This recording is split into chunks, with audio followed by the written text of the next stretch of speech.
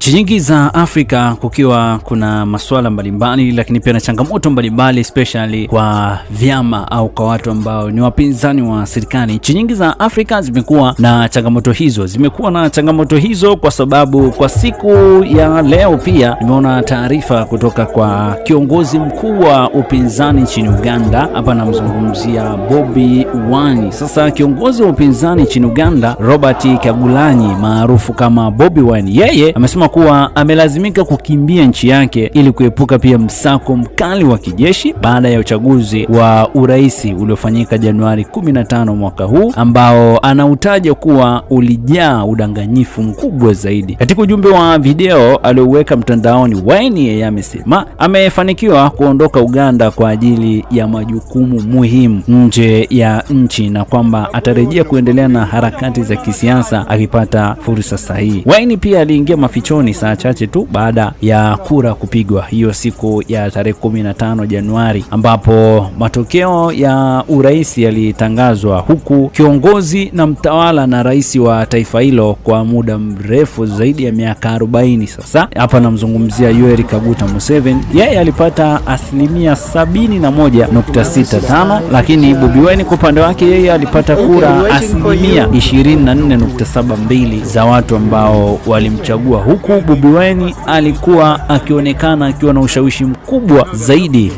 katika kampeni zake wakati wa kampeni nchini Uganda. Sasa Wine amedai kwamba yeye ameondoka nchini Uganda kwa sasa kwa ajili ya kwenda nje ya nchi, lakini hajataja mahali au sehemu au nchi ambayo ameenda kwa ajili ya kupumzika na kufanya pia shughuli zake nyingine, lakini alidai na akasema kwamba atarudi nchini Uganda kwa ajili ya kuendeleza pia siasa mbalimbali, kufanya pia harakati za siasa. Kama utakuwa unamkumbuka au nakumbuka moja kati ya matukio ambayo yalikuwa yanaendelea kwenye masuala ya uchaguzi nchini Uganda, Kaguta Museveni alidai akasema kwamba Bobi Wine ni kijana mzuri, lakini kwa sasa hivi sio wakati wake. Kwa hiyo kwa sasa hivi amwachie kwanza kidogo, alafu mwaka unaofuata atakuja, au kipindi au awamu nyingine ambayo inakuja atakuja kugombea, atamwachia aweze kugombea. Lakini kwa sasa mzee aliamua kusimama kwa ajili ya kuendelea kufanya harakati zake za uchaguzi. Wewe na